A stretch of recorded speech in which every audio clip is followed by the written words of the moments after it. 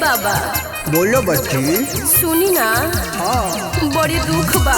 का दुख है? सारा दुख सुनाओ। ढकबेलुआ बाबा हर दुख का निवारण करेगा। वही से तो ऐनी हम बाबा। आओ पहले कुटिया में तो चलो। कुटिया में बाबा।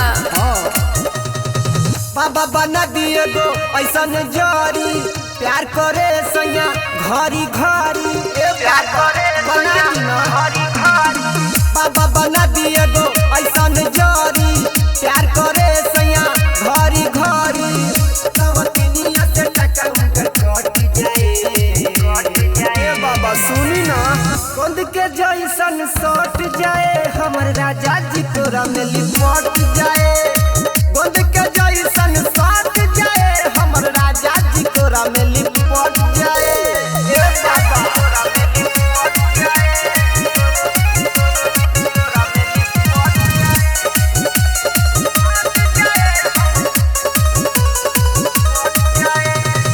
तकेला ना हमरा ओरी बहरी मजा मारता। घर के छोरी बिछावना तो अनकर तकिया फारता।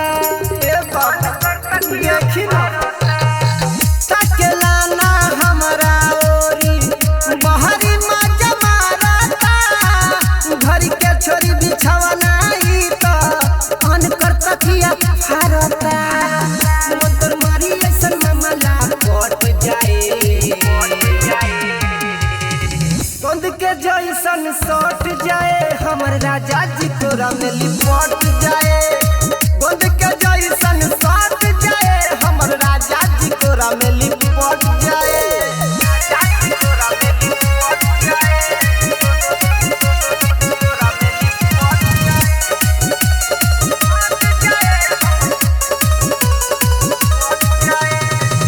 जवानी के किताब बखूलल तब नहीं पढ़ता।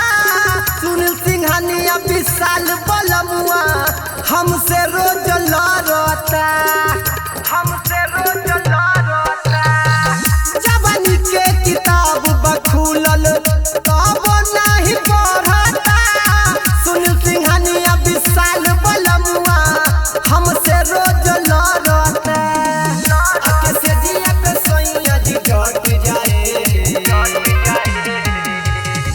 गंद के जैसन सट जाए हमर राजा जी तोरा में लिपट जाए। गंद के जैसन सट जाए हमर राजा जी तोरा में लिपट